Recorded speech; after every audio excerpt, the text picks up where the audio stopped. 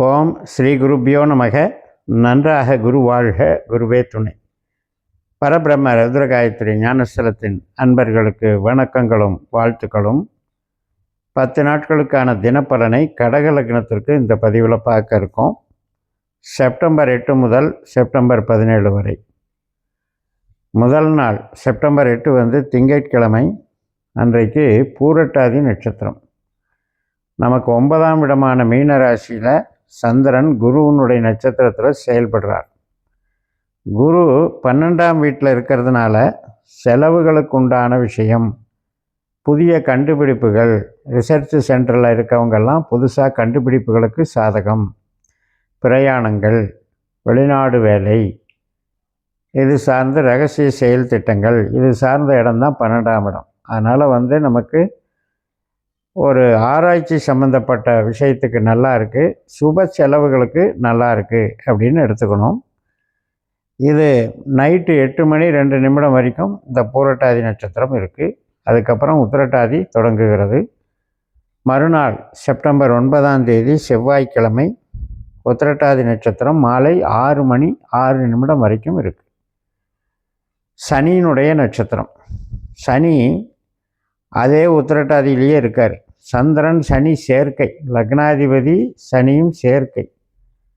அதனால் சில விஷயங்கள் நாம் கற்பனை பண்ணிகிட்டு இருக்கிறதோ அல்லது ஒருத்தரை டீல் பண்ணலாம், சந்திக்கலாம், அல்லது புது முயற்சிகள் செய்யலாம், ஒரு புதிய திட்டங்களோ புதுசாக கோயிலுக்கு போகிற பிரயாணங்களோ பண்ணக்கூடிய விஷயங்களோ இன்றைக்கி நடக்கும்.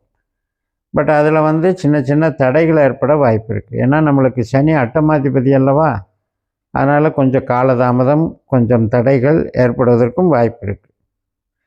மாலை 6 மணி 6 நிமிடத்திற்கு ரேவதி நட்சத்திரம், புதனுடைய நட்சத்திரம். இப்போ மறுநாள் புதன்கிழமையாகவும் இருக்குது. செப்டம்பர் 10ஆம் தேதி இந்த ரேவதி நட்சத்திரம் மாலை 4 மணி 2 நிமிடம் வரைக்கும் தான் இருக்குது. ஸோ இந்த புதன் நமக்கு எங்கே இருக்கார் அப்படின்னா சிம்ம ராசியில் இருக்கார், 2ஆம் வீட்டில் இருக்கார். 2ஆம் வீட்டில் சுக்கிரனை போலவும் குருவை போலவும் செயல்படுகிறார். அப்படிங்கிறதுனால இந்த அமைப்பு 2ஆம் வீட்டுக்கு நல்லா இல்லைன்னு தான் எடுத்துக்கணும். ஏன்னா நம்ம பண வரவு சேமிப்பு அப்படிங்கிறத இந்த சுக்கிரன் தடுக்கிறார். அதாவது சுக்கிரன் புதன் நட்சத்திரத்தில், புதன் சுக்கிரனுடைய நட்சத்திரத்தில் அப்படி பரிவர்த்தனை ஆகிக்கிறது. 1ஆம் பாவம் 2ஆம் பாவம் பரிவர்த்தனைன்னா பணம் வரும், ஆனால் வேறு எதுக்கோ போகும், அல்லது வர வேண்டியது வேறு எதுக்கோ கை மாறி வேலை செய்யும்.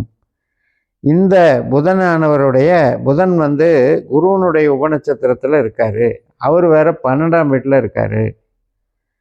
அப்போ 2ஆம் இடமும் 12ஆம் இடமும் என்னன்னா கைக்கும் வாய்க்கும் சரியாக போச்சுன்னு சொல்கிறோம் கணக்கு. அதனால் இன்றைக்கி புது முயற்சிகள், புது இன்வெஸ்ட்மெண்ட்டை அவாய்ட் பண்ணிக்கோங்க. அதை மீறி வர்ற இந்த நிகழ்வுகள் நமக்கு ஒரு செலவுக்கு ஏற்ற வரவு கிடைக்கும்னு அர்த்தம். செப்டம்பர் 11ஆம் தேதி வியாழக்கிழமை மதியம் 1 மணி 57 நிமிடம் வரைக்கும் அஸ்வினி நட்சத்திரம்.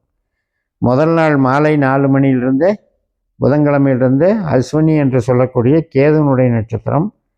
சந்திரன் மீனராசியிலிருந்து மேசராசிக்கு நமக்கு 10ஆம் வீட்டுக்கு போயிடுறார். இந்த கேது பகவானுமே நமக்கு சிம்ம ராசியில் சுக்கிரனுடைய நட்சத்திரத்தில் இருக்கார், புதனோட சேர்ந்துருக்காரு, சூரியனோட சேர்ந்துருக்காரு. அப்போ சூரியன், புதன், கேது இந்த 3 பேருடைய சேர்க்கை பலனும் இன்றைக்கி நடக்கும். அதே சுக்கிரன் புதனுடைய நட்சத்திரத்தில் தான் இருக்கார். அப்போ இன்றைக்குமே அதே பலன் தான். நமக்கு ஒரு மாதிரி செலவுக்கு பணம் வரும், அல்லது ஒரு விஷயத்தை நம்ம ஏதோ ஒரு சமாளித்து ஒரு ரொட்டேஷன், மணி ரொட்டேஷன் பண்ணி அதுக்காக நம்ம செலவு செய்வோம். அப்படிங்கிறத இன்றைக்கி நடத்துது. வேலை வாய்ப்புகளுக்கு சாதகமாக தான் இருக்குது, உறவுகளுக்கும் நல்லா இருக்குது. செப்டம்பர் 12ஆம் தேதி வெள்ளிக்கிழமை. இன்றைக்கி பரணி நட்சத்திரம். அதாவது முதல் நாள் வியாழக்கிழமையே மதியம் 1 மணி 57 தொடங்கிறது பரணி, சுக்கிரனுடைய நட்சத்திரம். சுக்கிரன் நம்ம லக்னத்திலேயே இருக்கிறார் இல்லையா, புதனுடைய நட்சத்திரத்திலையும் குருவனுடைய உபநட்சத்திரத்திலையும் இருக்கிறனால பணம், கேஷு ஃப்ளோ அப்படிங்கிறதுக்கு இன்வால்மெண்ட்டு கிடைக்கும். ஆனால் அந்த இன்வால்மெண்ட்டு 12ஆம் இடத்தை காட்டுறதுனால, அதனால் அந்த 12ல் இருக்கிற குருவனுடைய தாக்கம் என்ன பண்ணும், செலவுக்கேற்ற வருமானத்தை கொடுத்துக்கிட்டே இருக்கும்னு அர்த்தம். இன்றைக்கி சுக்கிரன் அப்படிங்கிறது கொஞ்சம் சொகுசான விரயங்கள், ஒரு என்டர்டெயின்மெண்ட்டுக்கான விரயங்கள், அல்லது ஒரு ஆபரணங்கள் வாங்கிறது, ஒரு டெக்ஸ்டைல் துணிமணிகள் வாங்கிறது, இது சம்மந்தப்பட்ட விரயங்கள், பெர்ஃப்யூம்ஸ் வாங்கிறது, இப்படியெல்லாம் நடக்கும்.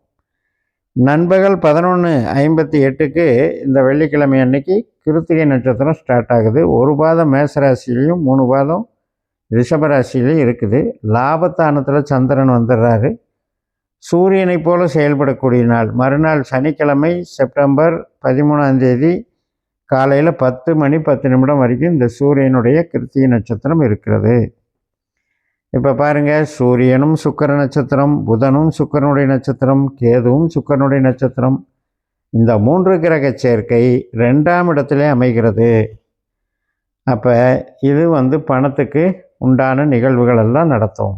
அப்போ வருமானம் நல்லா இருக்கும், தொழில் நல்லா இருக்கும், வேலை வாய்ப்புலேயும் நமக்கு அங்கீகாரமாக நல்லா இருக்கும்.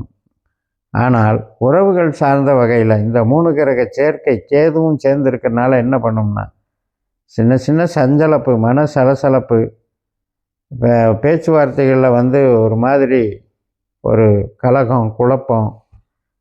இப்போ ஒரு சின்ன பிரச்சனையாக இருக்கும், ஆனால் அது பெருசாக டெவலப் ஆகி பேச பேச அது சண்டையாக மாறுறதுக்கு உண்டான வாய்ப்புகள். அதனால் கணவன் மனைவி உறவாகட்டும், அனைத்து வித உறவுகள்லையுமே கொஞ்சம் நிதானத்தை கடைப்பிடிக்கணும்.